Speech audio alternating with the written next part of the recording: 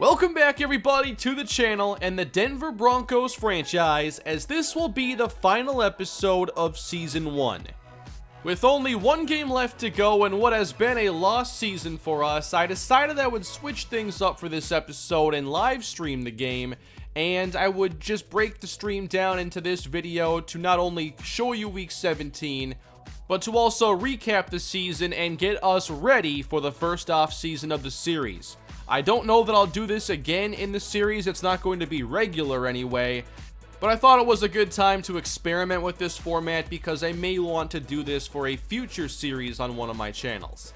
With that being said, the off season is being streamed live tomorrow on my channel, 2 o'clock p.m. Central Time, and I cannot wait to get to that. But here is the Week 17 episode and the season finale. It's a very different episode, but I hope you have a good time with it. The game does feel a little disjointed because I just kind of jump around looking for key plays, not wanting it to drag on for too long. But I'll catch up with you all at the end of the video. Very excited for year 2. I'm really anxious to get to our first draft and to see what we can make happen. So the only way to get closer is if we start wrapping things up here and getting to today's game. So we have some upgrading to do, starting with Devante Booker. You'll get some chances today, but I'm probably going to start playing a lot more of the backups we don't see a ton of. I signed him at the end of last episode. I did so because I like his speed and athleticism. I feel that he's a good run after the catch threat, and actually wouldn't be a bad running back. Just gonna say, with 83 ball carrier vision, 81 elusiveness, I'm not against Richie James eventually playing running back. How many picks have you thrown this year? No comment. And with that, everybody, welcome to Week 17 here with the Broncos franchise. We are starting with possession today. It's Devante Booker. We're going to make a move and get up to the 35-yard line. Good field position for the final start of the year for Drew Lock, and likely his last start for quite some time. I am looking to get a new quarterback on this team next season. Oh, right away, the hard count. Offsides against Oakland. Actually, neutral zone infraction. My bad. So let's get underway. Lock's first time back to pass. It is floated, and it goes off the hands of... No, it can't be already! Richie James Jr. hurt after one play. Please be okay. Well, Richie James Jr. will not be continuing this game. I still want to see him in the preseason, but that kind of stinks. I was going to feature him a bit in this episode. So, Andre Holmes and Tim Patrick will get a lot of the snaps now. Maybe some River Craycraft. And it's 3rd down and 5. Over the middle, and Tim Patrick. That might be a bad Madden spot there. Nope, 1st down. And here we are, back to pass, lobbing downfield, and Locke cannot connect with Andre Holmes. It falls incomplete. Are you going after Jesse? Right now the plan is to try and go after Jesse Heikkinen this offseason. 3rd and 5 for the Denver Broncos. And, uh-oh, that's risky, and knocked away from Mike Boone. So, a 1-for-4 start for Drew Lock. Another give. This is how you tank right here, running on 2nd and 14 as Doug Martin is shaken up on the play. Neither of these teams really want to win this game. 3rd down and 11. Raiders at their own 45. Carr, plenty of time. He's going deep. Double coverage and knocked away from Antonio Brown. Justin Simmons was over there. So was Kareem Jackson, who has been extremely good for us this season. So, no score, 1 drive in for each team. And on 1st and 10, we run it up the middle. Here goes Royce Freeman, who has picked up the pace for our running game here down the stretch. We finally found a way to get him going. He's now over 500 rushing yards on the season. And now on 2nd and 10, there's going to be a penalty, isn't there? If you throw that normally, you need to get it out quicker. Patrick over here, it's an RPO. So Patrick is run blocking unless the ball is thrown and I throw it a bit late because they had 2 linebackers over here. I should have handed it off. I kind of forced that one. I will likely look for a 3rd down back in the offseason. I feel with Lindsey and Freeman, we have 2 solid backs, but you know me. Gotta have more than 2 as Locke is going down. Benson Mayowa on the pressure, and there was literally nowhere to go with the football. I'd love to get through like 8 if possible. But I don't know what's going to happen on this game as that is broken up. Both teams having issues just completing passes today. Trying to protect the sticks on 3rd down and 8. Carr out of the shotgun. Good protection. Carr's going to go long again, and he's got a step on Parks, but he overthrows Tyrell Williams, incomplete. The offseason, Jonathan, will be streamed live this coming Saturday, just a couple days from now. Catch made by Andre Holmes, and that is a 1st down. I want to go through all the weak eye, strong eye, and eye formations to find if there's anything hidden, maybe in some of those playbooks that I don't see in this one. But I really enjoy the power running. Here's just another good example. It works really well with Royce Freeman. On the catch here is Noah Fant, a little run-pass option. Here's a handoff to the outside. Royce Freeman lowers his head and rumbles down to the 25-yard line. One of the things I love about Week 17, too, in real NFL is teams, especially bad ones, they just empty the playbook. They'll call everything that they drew up they never got to call during the season, like a fullback screen or some left tackle pass. Like, Week 17 is must-watch football for that reason alone. There we go, an open look for Noah Fant, and the catch is made around the 10-yard line. Here we go to the air, and Locke stepping up. I tried to step through, and again he goes down. I'm telling you, I cannot wait to find the new center in this offseason. Connor McGovern has allowed 20 sacks that the game will recognize. We continue on. Final game of the season. It is 3rd and goal. And here is Locke up top in the end zone. Intercepted. Trying to throw a jump ball for Andre Holmes. It's picked off by Garyon Conley.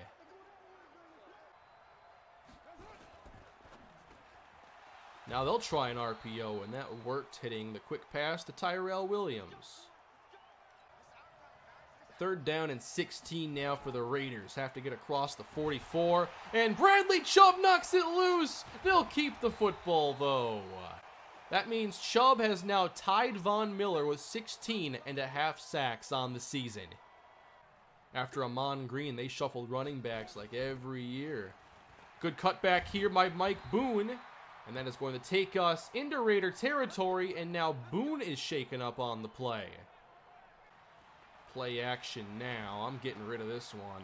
And Fant broke a tackle and picks up about 5. 2 deep safeties here for a very soft defensive line, too. It almost feels too good to be true. Oh, the safety came over. I knew it. It was a trap the whole time. Intercepted. And Booker can't make the tackle. Pick 6, Oakland. I knew it! I knew it! I couldn't trust that off coverage. LaMarcus Joyner, pick 6. Locke has actually been really accurate today, Anthony. He has hit every throw, really, that I've asked him to make. I've just made some mistakes with them. Here we go, Royce Freeman. That's a gain of 4. Might need some extra time here. 3rd down and 9 for Locke. And he's going down. I had it too. I just didn't get that extra split second. Benson Mayowa has 3 sacks already. The Raiders on 2nd down might look to go deep. Oh, it's comeback routes, and the catch made by Tyrell Williams takes him to midfield. Carr over the middle, connecting, and that'll move the chains. The Raiders actually seem to be passing the ball a lot better in this game compared to the season opener, that Week 1 matchup. Here's 1st and 10 as they go short for a first down ahead to the 21.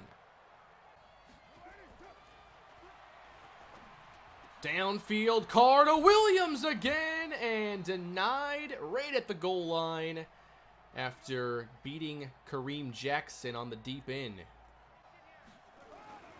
Handoff to Jalen Richard, and the Oakland Raiders have increased their lead here in Week 17. All right, 14-0, and we're going to come out and run the football. Nice play, Royce Freeman with a face mask. Intercepted on the outside, and that's a broken tackle. Back the other way, touchdown. Threw it right to him. He had decent position. Just trying to throw it. He had the position. Just missed. 3rd down and long for Denver.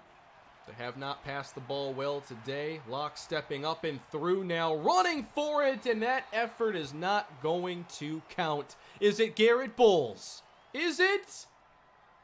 It's Garrett Bowles with the holding call. Of course. So a 3rd and 21 for Denver. We're going to have to get outside the pocket again. Locke, chase down. What can you do? Not much. 1st and 10 and downfield. That's a connection. Carr to Antonio Brown. I've been impressed by Carr in this game. Hard not to be. Wasn't expecting any kind of a blowout here. We've played some really close games lately. 2 straight overtime matchups. This will probably not be the 4th in a row, or 3rd in a row. As this catch is made for a touchdown, Tyrell Williams is in. Carr's been money today. How's this team got 4 wins? Best players is one thing, favorite is another. That's very true. There are plenty of favorites that would never make the Hall of Fame. Play action on 3rd down, and Von Miller will retake the team lead in sacks, now with 17.5 on the season. And that's about the only thing we've had to celebrate today amidst a 28-0 struggle. Well, we've decided to give Kevin Hogan a chance now, and he nearly missed a 6-yard pass, but it was complete nonetheless. 4th and inches for the Bronco offense. And Kevin Hogan will sneak it ahead for a 1-yard gain. Handoff now to Boone. And there's just not much there. I know it's like, why would you run at this point and everything? But have you seen our passing game? If you want to see more sacks and fumbles, like, yeah, that's what I can do. Kevin Hogan, can he make something happen? We're still being shut out. And Hogan is taken down. 5 sacks for Benson Mayowa. We can't block him or anybody else. Can you imagine if this team kept Khalil Mack? 2nd down and long. Come on. Benson Mayowa, 6 sacks on the day. We're going to need some offensive line replacements in this offseason. It's just unbelievable the pressure they put on our quarterbacks. And somehow, I'm supposed to complete passes in this environment? Oakland wants to end the game right here if possible. 3rd and 12. They'll hand it off. And the tackle is made by Josie Jewell. And that may be the last time you see a defensive possession for our team here in Season 1. I think you have to go back pretty far to find the last shutout on the channel where I didn't score. Maybe in the UTSA series. But it's 1st and 10 here, perhaps last drive of the season.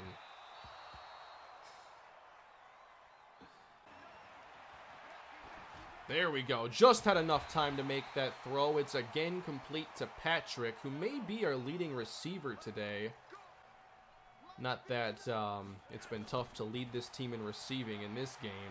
Flacco, way off the mark. What are you doing? 2nd down, they decide to bring pressure, and we'll counter with Deshawn Hamilton, but the clock is ticking down, and we have some work to do to get there. 20 seconds remaining. Rolling right. Flacco at the sideline. No! Incomplete for Noah Fant. 15 seconds left. Could this be the final play of our season? Tim Patrick, Jeff Hireman, Jake Butt, River Craycraft, and Royce Freeman are your receivers, with Joe Flacco at quarterback. Complete, Craycraft. We're not done yet. First down, Broncos. And Flacco is going down, and that is our season. 7 sacks for Benson Mayowa. I don't know, but I think we're all glad this season is now over. It is a 28-0 defeat for Denver here in Week 17. What a mess of a game that was. Wow, that was the most Week 17 game I've ever seen. So that could be it for Drew Lock as our starting quarterback. He did not finish the game, and it's likely we'll be looking for his replacement come the offseason, streamed here in a couple days. But here are the final stats from this forgetful game, as Drew Lock was 11 for 23 with 3 interceptions and 2 pick sixes. Flacco, 4 for 8, 27 yards. Derek Carr was great, 16 for 20, no mistakes on his side. And then running the football. I tried to run the football, and we were okay at it. 23 carries for 94 yards between Freeman and Mike Boone. Receiving, Tim Patrick, 6 catches, 47 yards. We had no passing game. It was impossible to stretch the field. Connor McGovern gave up 6 sacks in 1 game. He will not be the starting center next season. I can't let that happen again. We finish our season 4-12. Not a very good year for Denver. I expected us to lose a lot of games this season given our schedule, and it looks like now that all is said and done, we're going to be picking anywhere between 2 and 4. We're in a tie here, and we did defeat the Texans, so I'm not sure if that matters though for draft positioning, because it's not like a playoff tiebreaker. I don't think that the draft cares about that. Yeah, if it goes off a strength of schedule, then your guess is as good as mine. But regardless, the Texans have Deshaun Watson. I don't care if they're ahead of us. They're not picking a quarterback. So let's get into this. We had the number 31 offense this year with the number 12 defense. So over the course of the season, the defense played pretty well, but the offense was just never there for enough support. As far as yards go, obviously, being 31st means second worst in total yardage, but I look more so at points, and we were 3rd worst there. So I would call us really the 30th best defense. With that being said, we were still one of the better rushing teams in the NFL, even with an offense that couldn't throw. So that's something, I guess, but we were significantly worse than every other team at passing. And a lot of this has to do with all the lost yards on sacks, which we probably took more sacks than anybody else in the league. As far as our defense goes, we ended up with one of the lower ranked passing defenses. We gave up too many yards there, but did really well against the run. As far as points go, we did allow a lot of points. I think a lot of that has to do with the field position allowed to our opponents and everything. We did lead the league in sacks with both Von Miller and Bradley Chubb getting over 16 this season. I think the defense is fine. It just needs a little bit of help to succeed. If we check out our 3rd down offense, 2nd worst with a 38% conversion rate, which is horrible. In the red zone, we score most of the time down there, and for once, I don't really think our red zone offense was an issue. It was just getting there. We had the least red zone trips on the season, but when we did get there, we were able to score touchdowns. And we're going to be last place here, okay? Minus 22. We averaged more than 2 giveaways per game. On the season, we totaled 20 passing touchdowns and 27 interceptions. Drew Lock played for much of the year. He had almost 300 pass attempts in the season. And let's take a look at some of his game logs here. There weren't too many games where he did not throw a pick, though. I never got into a good rhythm with him. Only 1 game did he not throw a pick, and in only 2 games did he not throw 2. So that's a lot of multi-interception games for Locke. I feel like the offensive line wasn't very good, the receivers weren't that great at times, and Locke's accuracy just wasn't all that reliable. All in all, it wasn't all his fault, but I don't think we can count on Locke moving into the future. We also had Joe Flacco start for the first part of the season, and at least then we took less sacks and threw less interceptions. Not sure what was so different about our games with Locke, but the sack rate and touchdown rate both skyrocketed playing with him. On the ground, Phillip Lindsey was really good, but only played in 9 games this season. He averaged 5.1 yards per carry and was a very good big play threat for us. He obviously couldn't produce what he did in his rookie campaign, but he still showed a high yard per carry, and I enjoyed playing with him. Here were his top performances this season: 3 games over 100 yards. I have no complaints when it comes to him.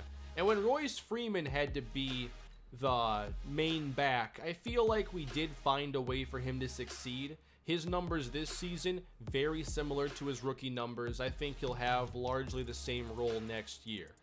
In the passing game, there really wasn't a major standout. Deshawn Hamilton played all 16 games and produced 641 yards.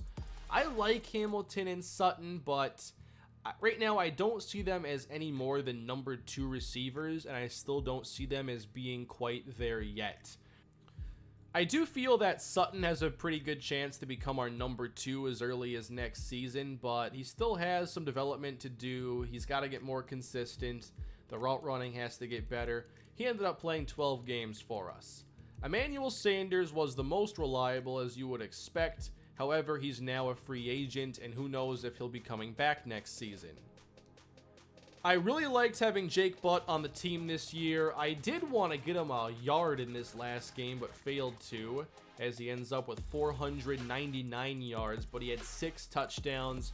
He made some of our biggest plays this year in the passing game, and while the numbers aren't special, I feel he was really good for the most part. Andre Holmes contributed nicely. Noah Fant, we don't know a ton about him yet. Obviously, he needed some time to develop, and next year I plan to feature him a little bit more, and hopefully he is ready for an increased role. But he still doesn't have a single game over 40 yards. Here are the rest of the receiving stats, and that means now we get to look at our blocking stats. 30 sacks allowed for Connor McGovern. He will not be the starting center next season. We have to upgrade that spot. McGovern wasn't the only player that struggled, but certainly his struggles stood out more than anybody else. He's just not a great pass blocker, and he's probably not going to be.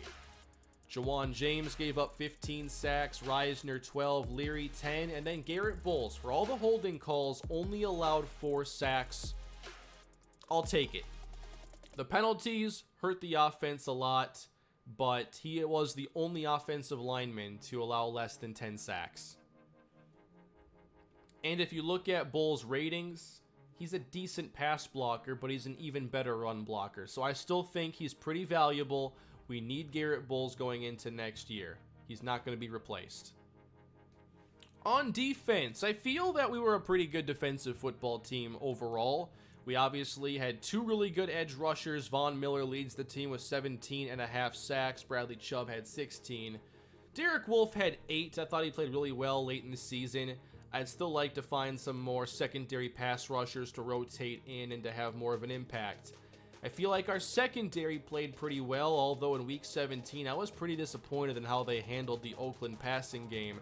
Kareem Jackson led the team with 4 interceptions. Justin Simmons had 3. Parks and Harris had 2. And with all of this being said, I have created new contracts for Simmons, Parks, and Harris, and I'm pretty sure Jackson's under contract already for multiple years. So you should expect to see the same team, the same secondary next year. I'd also like to say that Josie Jewell, I think, showed enough to be one of our starting inside linebackers, but I still want somebody who can cover a bit more ground and be more of a force against the top receiving tight ends and pass catching backs. I keep going into the wrong screen. I just want to see his ratings. But Jewel is a good run defender, but he also made some plays against the pass. It's just, he's only 78 speed. I have to find someone to pair up with him. Chris Harris led the team with 11 pass deflections and 4 touchdowns. We had 3 on defense this season. With Brandon McManus, perfect on extra points, only missed 1 field goal this season, and we punted 76 times with Colby Wadman.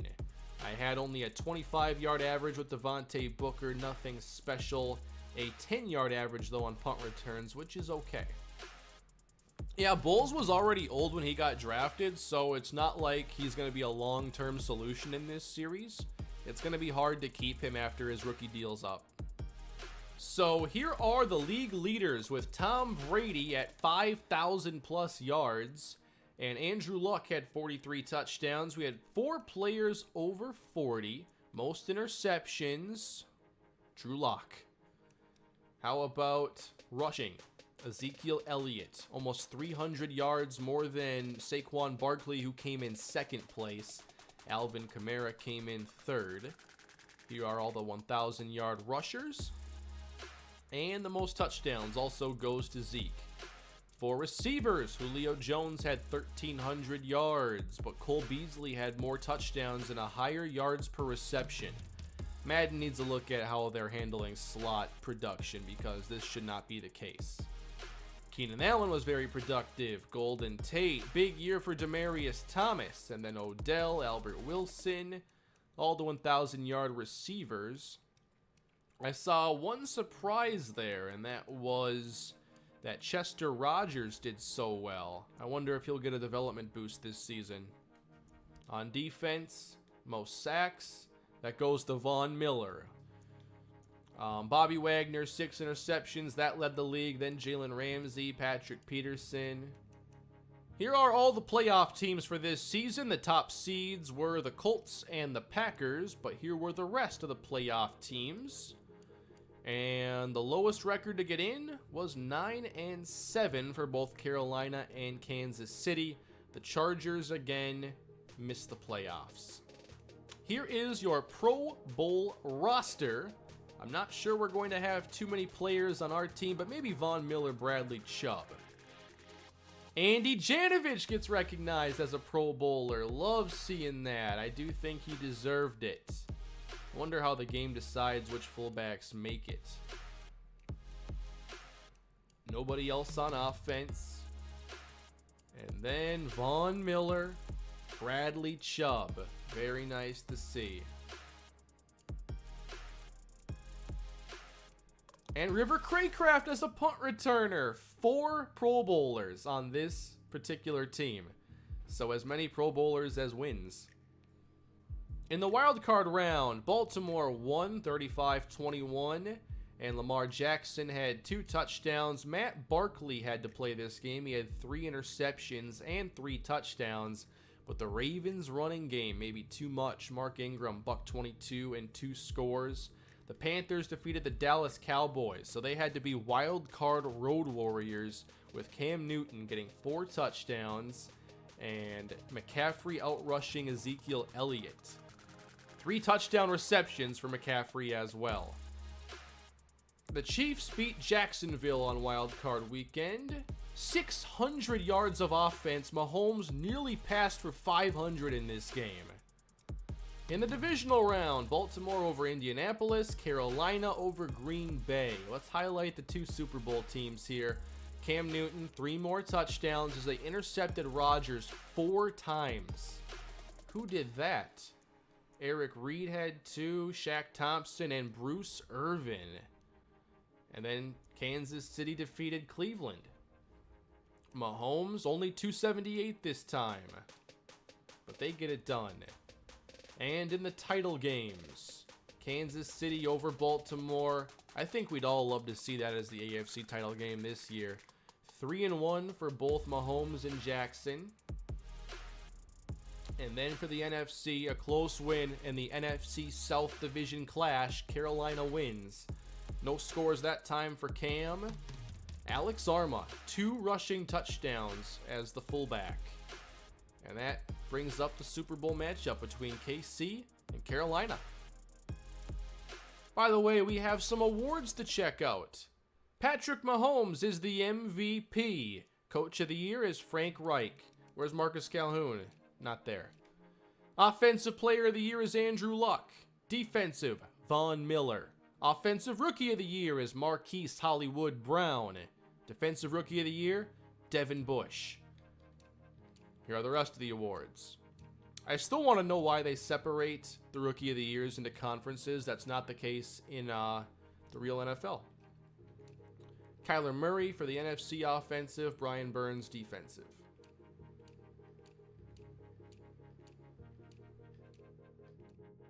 That's going to wrap this one up, everybody. Hope you enjoyed Season 1 of the Denver Broncos franchise, but I am very ready to shut the door on this season and prepare for Year 2. In the same live stream, I began to work on a brand new playbook I'll debut in Season 2 of the series. If you'd like to see the creation of this, at least part of it, or any of the live stream, it will be linked, but it's a long 3-hour stream, so you may not have time for it, but it was a fun stream if you have the time to check it out. If you'd like to leave any feedback on what I should do this offseason, you can do so here in the comments, as I'll be taking a look before I prepare for the offseason itself.